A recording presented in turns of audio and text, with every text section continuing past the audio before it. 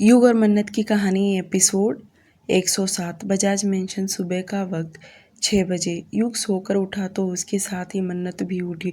उसको इस तरह अंगड़ाई लेता देख युग बोल पड़ा, गुड मॉर्निंग, हो गई तुम्हारी नींद पूरी?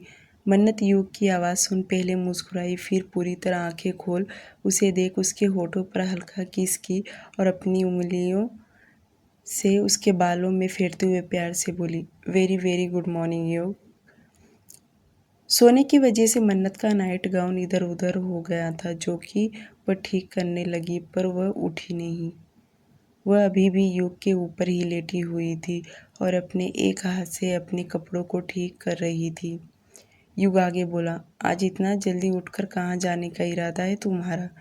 जो सुन मन्नत उसे देखने लगी और उसे समझ गया कि युग ने उसे ताना दिया है, जिसकी वजह से मन्नत को बुरा लगा, पर उसे भी पता था कि उसने गलती की है। मन्नत तुरंत मायूस होते हुए युग के ऊपर से उठ साइड में लेट गई और नाराजगी जाहिर करते हुए बोली, युग, तुम्हें ऐसा ही लगता है ना कि मैं रोज़ रोज़ तुमसे झूठ बोलूँगी तो ठीक है। मुझे नहीं उठना, मैं अब 2 घंटे और सोने वाली हूँ, बाय गुड नाइट। उसका यूं ही बच्चों की तरह नाराज हो जाना, युग उसके तरफ पलटा और अपना हाथ उसके कमर में डाल अपनी तरफ खींच लिया, पर मन्नत अपनी कोहनी से उसे पुश कर रही थी, पर उसके ताकत के आगे उसे मन्नत की कहाँ चलेगी। युग उसके शोल्डर पर अपना चिन रखकर रब करने लगा और उसे परेशान करते हुए बोला, इतना सोती हो और ऊपर से तुम्हें और 2 घंटे सोना है, कुछ ज़्यादा नहीं हो रहा तुम्हारा? मन्नत अपनी कोहनी से उसे मारते हुए बोली, जाओ, मुझसे बात मत करो। तुम्हें यही लगता है ना मैं झूठ बोलकर कहीं जाऊंगी तो ठीक है, अब सो जाती हूँ, जल्दी उठूंगी नहीं। ये सुन युग बोला, तो मैंने कहाँ कुछ गलत बोला? तुम जब भी जल्दी उठती हो सिर्फ तबाही मचाती हो, बाकी तो कुछ काम तो करती नहीं हो तुम। ये सुन मन्नत कुछ नहीं बोली, चुप हो गई, क्योंकि युग सही तो कह रहा था। जब भी वह जल्दी उठी है सिर्फ और सिर्फ उसे बाहर जाना होता है तभी। युग उसे कस के पकड़ा था और उसके जैसे थोड़ा हाथ ऊपर किया कि मन्नत के ब्रेस्ट को टच हो गया, तो युग ने अपने लेफ्ट हाथ से उसके लेफ्ट ब्रेस्ट को हल्का दबाने लगा। उसका ऐसा करना मन्नत तुरंत उसके हाथ पे अपना हाथ रख छुड़ाने लगी, पर वह जितना छुड़ाने की कोशिश करती युग और प्रेस किए जा रहा था। युग के बातों से मन्नत सुबह सुबह इरिटेट हो गई थी और गुस्से में बोली, युग प्लीज़ छोड़ो, मुझे दर्द हो रहा है। जो सुन युग बिल्कुल भी उसे छोड़ा नहीं, बल्कि वह उसके ब्रेस्ट को और भी प्रेस करने लगा। अब मन्नत के मुंह से आह निकल गया। जो सुन युग बहकने लगा। युग ने अपने पैरों के बीच में मन्नत के पैरों को दबा लिया था, उसे पूरी तरह कब्जा कर लिया और अपना भार भी उसके ऊपर डाल दिया था।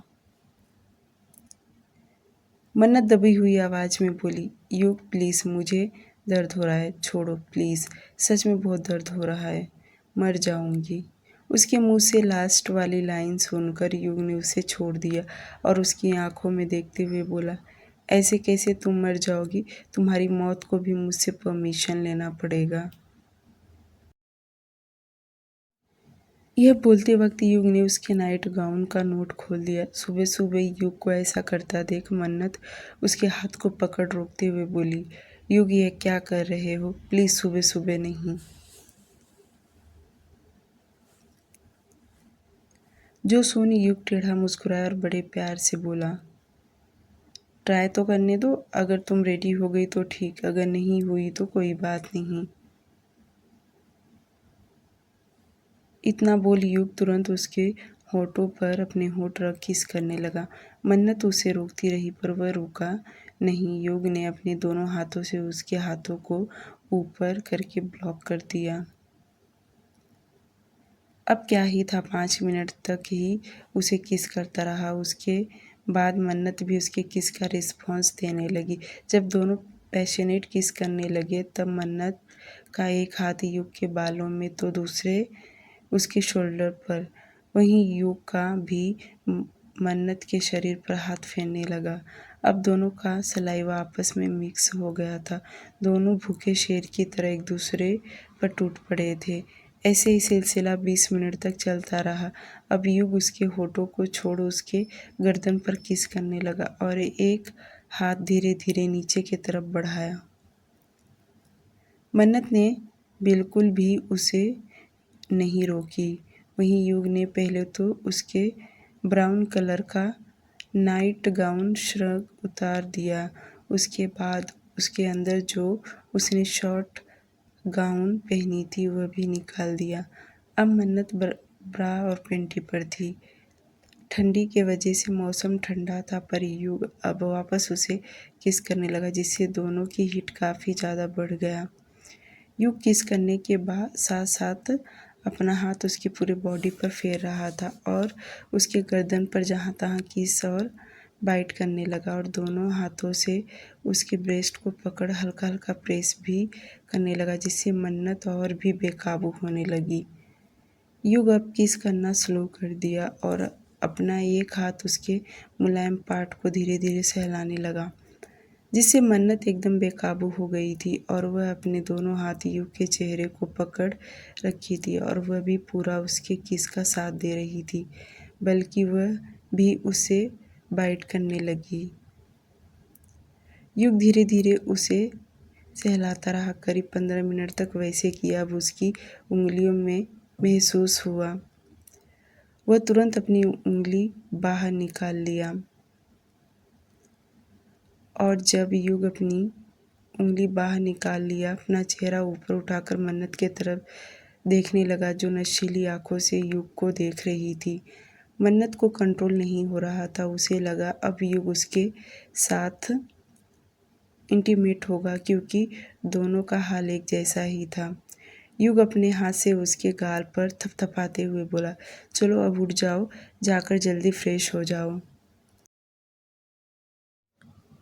युग का इतना कहना कि मन्नत उसे गुस्से से घूरने लगी क्योंकि उसको इस हाल तक लाकर छोड़ने की बात कर रहा था और युग क्रॉस साइड हुआ और लेट गया। मन्नत को इतना गुस्सा आया कि क्या ही बोले, फिर भी वह युग के ऊपर आते हुए बोली, युग क्या हुआ, तुम ऐसे अचानक से बीच में कैसे रुक गए। ये सुन युग अपने दोनों हाथों से उसके चेहरे को थामते हुए प्यार से बोला, सॉरी मन्नत, तुम जल्दी उठी थी और मैं तुम्हें रुका लिया और सुबह सुबह देखो मैं तुम्हारे साथ क्या कर रहा हूँ। ठीक है, अब उठो और जाकर फ्रेश हो जाओ। तुम्हें काम होगा ना, मैं वर्कआउट के लिए चलता हूँ। युग मन्नत का पेशेंस चेक कर रहा था और वह उसे गौर से देख रहा था कि वह क्या रिएक्ट करती है। अब युग नीचे था, मन्नत उसके ऊपर। युग तो टी शर्ट पहना था पर मन्नत इस वक्त कुछ भी नहीं पहनी थी। वह सिर्फ कुछ कपड़ों में थी। जो हाल मन्नत का था उससे भी बेहाल युग का था, पर वह बड़ी मुश्किल से अपने आप को कंट्रोल करके मन्नत का जोश देखना चाहता था। उसने जानबूझ कर उसे इस हाल तक लाकर छोड़ा था। आखिर वह अपने आप को किस तरह कंट्रोल करेगी, युग देखना चाहता था। उसे खुद भी कंट्रोल नहीं हो रहा था पर बड़ी मुश्किल से अपने आप को कंट्रोल करके रखा। मन्नत गुस्से से एक नज़र युग को देख और उसके होठों पर अपने होठ रख किस करने लगी। यूं ही 2 मिनट किस करने के बाद उसे छोड़ी और बोली, मुझे कहीं नहीं जाना है। जो सुन युग अंदर ही अंदर मुस्कुरा रहा था। वहीं मन्नत आगे बोली, और मुझे मुझे तुम्हारे साथ। मन्नत इतना बोल चुप हो गई। युग उसके बोलने का इंतजार कर रहा था और मन्नत को आगे का वर्ड बोला नहीं जा रहा था। युग उसे और परेशान करते बोला, क्या मेरे साथ। दोनों बहुत करीब थे। अब मन्नत को शर्म आने लगा था और वह तुरंत अपना चेहरा युग के सीने में छुपाते हुए बोली, युग रुक क्यों गए, प्लीज़ करो ना। क्या करूं, युग मुस्कुराते हुए बोला। तो मन्नत को परेशान कर रहा था। युग जिस तरह से अनजान बन रहा था वह देख मन्नत को बहुत गुस्सा आया और वह उसके चेस्ट पर जोर से बाइट कर ली, जिससे युग के मुंह से हल्का आह निकल गया। मन्नत अभी भी नहीं रुक रही थी, बल्कि वह जहाँ तहाँ उसे बाइट करने लगी और युग उसे रोक रहा था, पर मन्नत रुकने का नाम नहीं ले रही। जो देख युग उसे साइड में पटक दिया और खुद उसके ऊपर आ गया और अपनी नशीली आंखों से देखते हुए बोला, एकदम जंगली बिल्ली हो गई हो तुम। युग की हालत देख मन्नत मुस्कुराते हुए बोली, समझ में आया तुम्हें मुझे क्या चाहिए। मन्नत का इतना कहना कि युग अपने नाक उसके नाक से टच करते हुए बोला, यही तड़प तो देखना चाहता था मैं कि तुम किस तरह से मेरे छूने से बेकाबू हो जाती हो। युग का इतना कहना कि मन्नत अपना चेहरा थोड़ा सा झुका के उसके होठों पर जोर से काट ली। उसके ऐसे काटने से युग आंखें बंद कर लिया, क्योंकि मन्नत ने जोर से काटी थी। जैसे उसके होठों को छोड़ी तो बोली, देख लिया ना तुमने मेरी तड़प की और देखना है। ये सुन युग बोला, रुको तुम्हें बताता हूँ। इतना बोली युग उठा और अपने टी शर्ट निकाल फ्लोर पर फेंक दिया और दूसरे हाथ से अपने बाकी के कपड़े निकाल दिया और उसे मिनट भी नहीं लगा मन्नत के बचे हुए कपड़े निकालने के लिए। सब कपड़े उनके फ्लोर पर इधर उधर फैल गए। युग जिस तरह से बोल रहा था, मन्नत को लगा कि अब युग उसे बिल्कुल भी नहीं छोड़ेगा और युग उसके ऊपर आते टूट पड़ा, उसके होठों को किस करने लगा। मन्नत के भी दोनों हाथ उसके खुले पीठ पर चला गया। किस करते करते युग पूरी तरह तैयार हो गया। युग 10 मिनट के बाद उसके होठों को छोड़ा और बिना देरी किए उसके साथ प्यार करने लगा। अब टाइम सुबह के 6:40 हो रहा था। मखमली बेड पर लगभग घंटे भर दोनों इंटीमेट हुए रहे।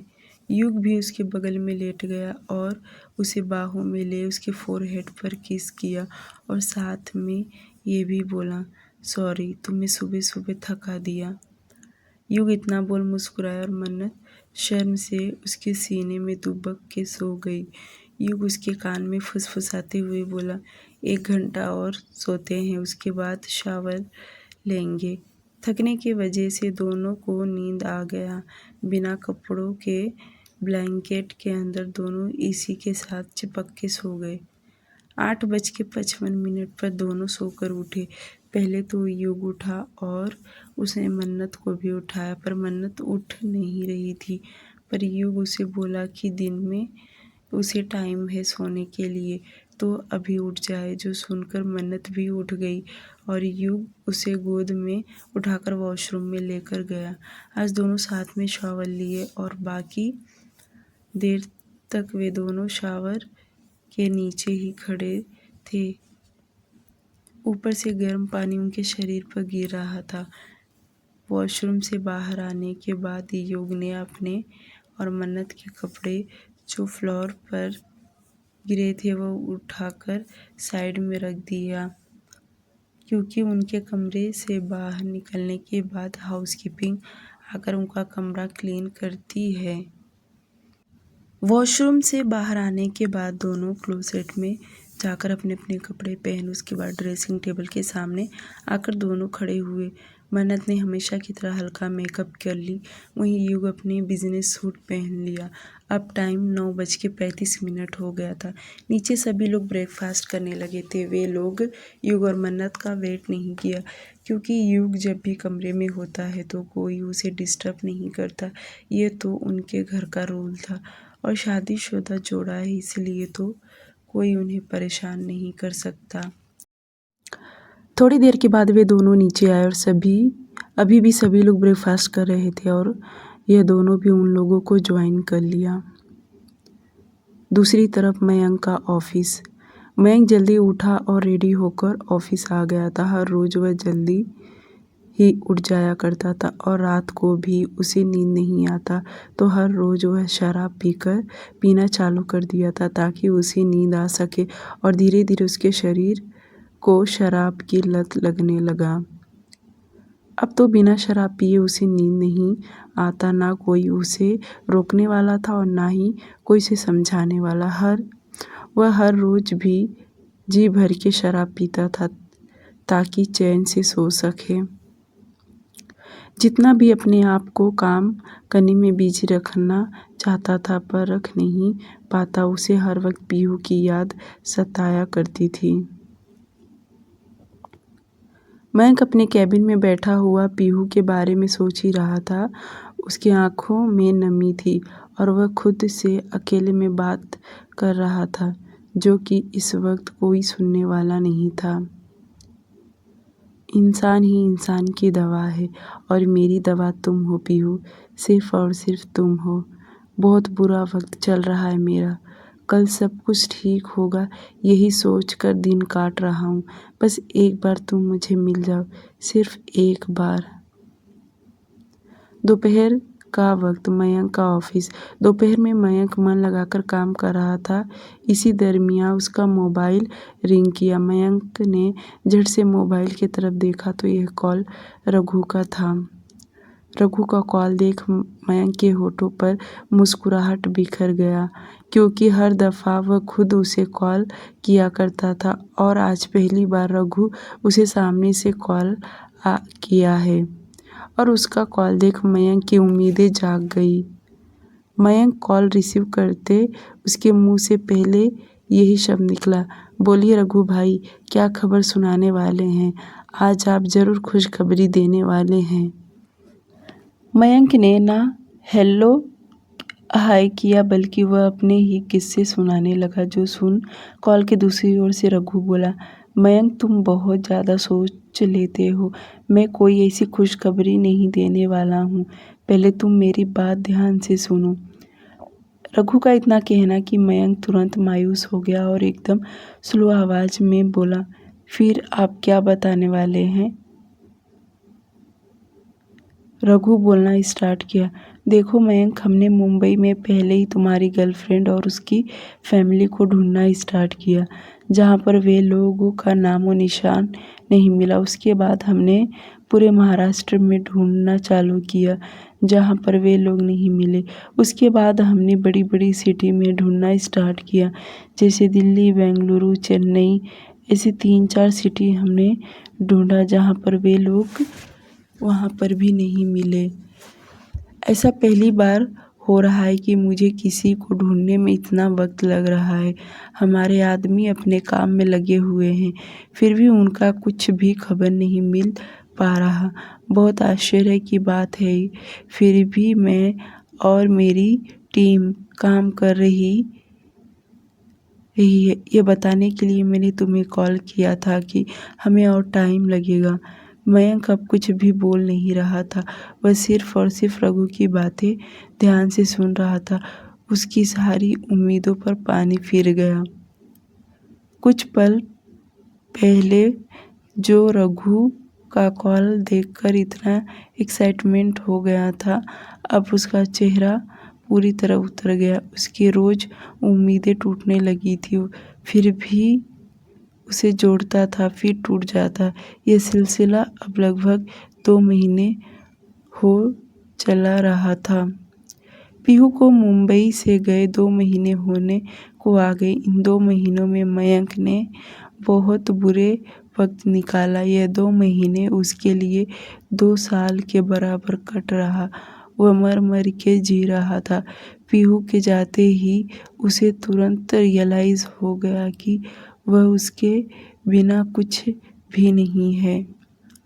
ये भी पता था कि जब उसके पास थी तब उसे उसकी कदर नहीं किया, पर उसके जाते ही उसे उसकी वैल्यू समझ आया। अब बहुत देर हो चुका था।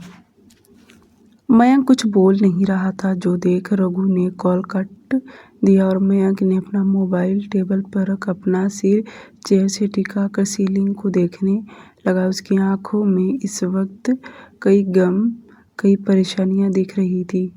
उसके मुंह से एक ही लफ्ज निकल रहा था। वह एकदम खामोश हो गया और जैसे कि किसी ने उसकी हालत छीन लिया हो। उम्मीद एकदम टूट रही थी। काफ़ी देर तक यूं ही खामोश रहने के बाद बहुत कुछ उसके दिमाग में बात आया कि ऐसा भी हो सकता है कि पीयू और पीयू की फैमिली इंडिया छोड़कर चले गए हो, इसलिए तो वे लोग यहाँ पर नहीं मिल रहे।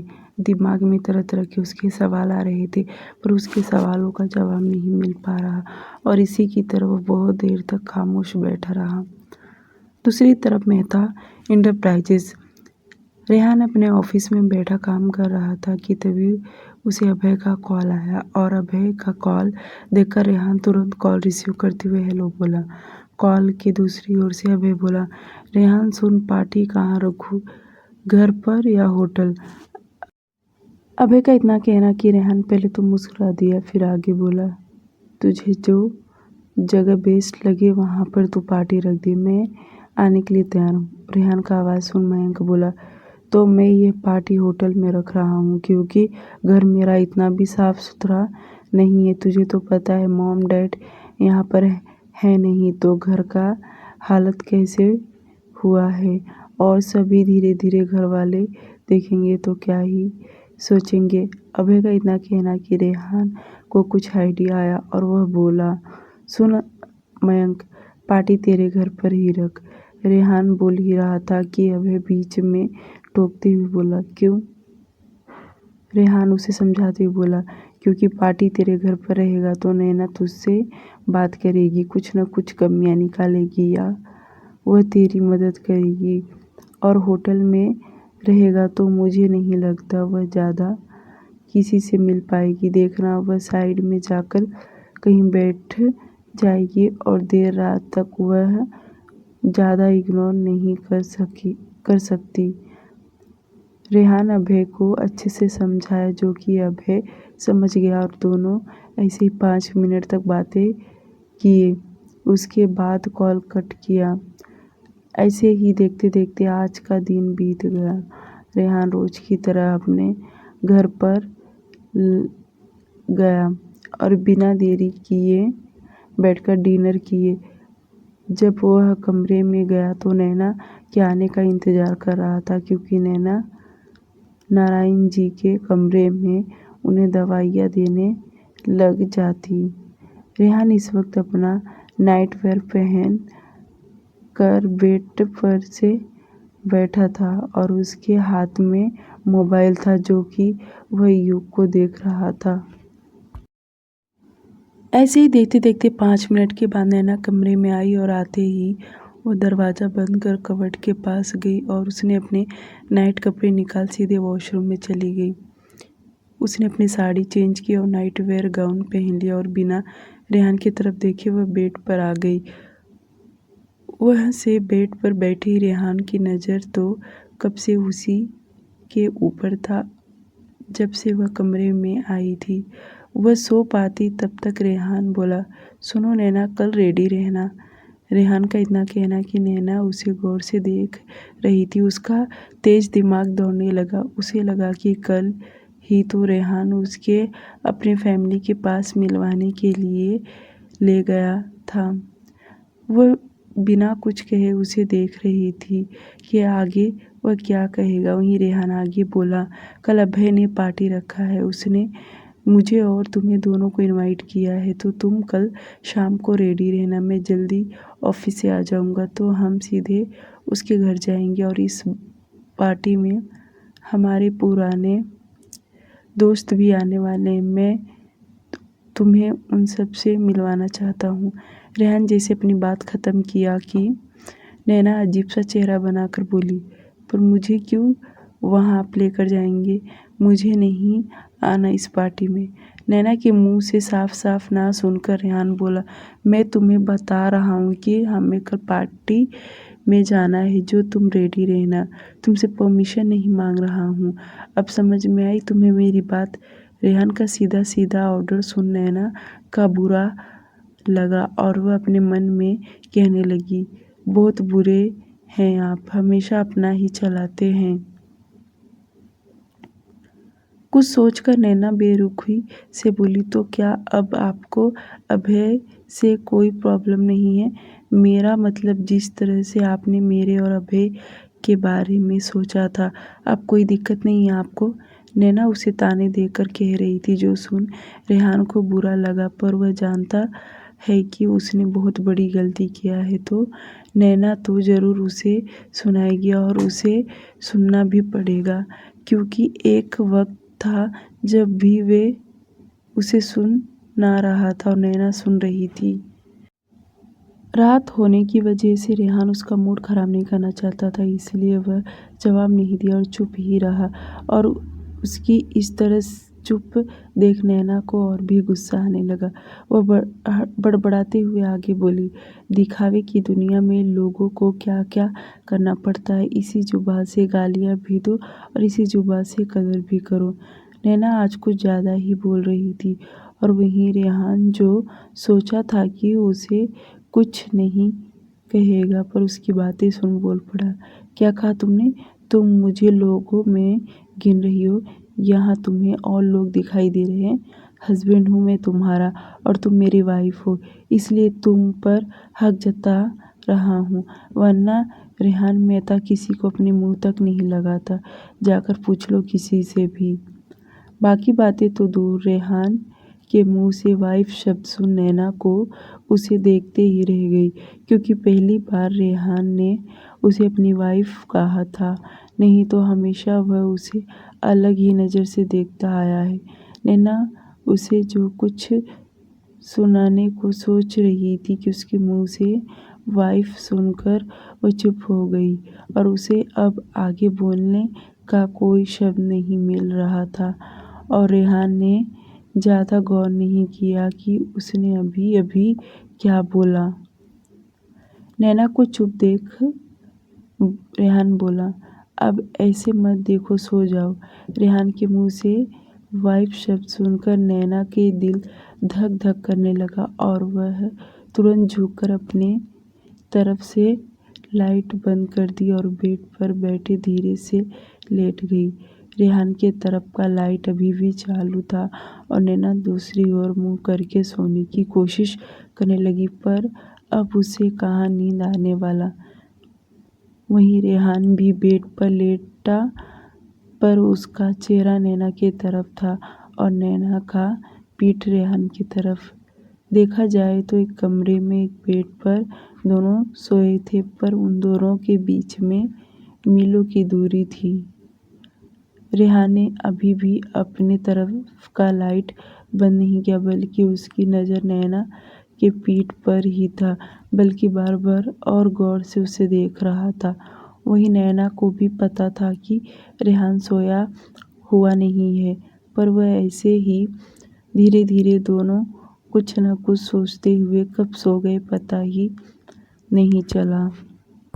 नेक्स्ट मॉर्निंग रेहान का कमरा, रेहान तो अपनी जगह पर ही सोया था, पर नैना करवट बदलकर उसके करीब आ गई थी। उसका एक हाथ रेहान के चेहरे पर चला गया था और रेहान को बचपन से अकेला सोने की उसे आदत थी, और जैसे ही नैना का हाथ उसे टच हुआ कि उसकी आंखें खुल गया, पर उसने नैना का हाथ साइड नहीं किया, बल्कि उसे गौर से देख रहा था, क्योंकि नैना बहुत उसके करीब आ गई थी और उसकी सांसें भी रेहान सुन पा रहा था। अब सुबह हो गया था और रेहान को भी उठना था, एक्सरसाइज करना था, पर वह नैना का हाथ नहीं हटा रहा, बल्कि उसे ही देखे जा रहा था। ऐसे ही सिलसिला करीब 10 मिनट तक चलता रहा और जब नैना की आंखों की पलकें हिलने लगी तो रेहान समझ गया कि वह उठ रही है, और नैना धीरे धीरे अंगड़ाई लेते हुए उठने की कोशिश की, और वह जैसे अंगड़ाई ली कि उसका हाथ रेहान के चेहरे पर पूरा का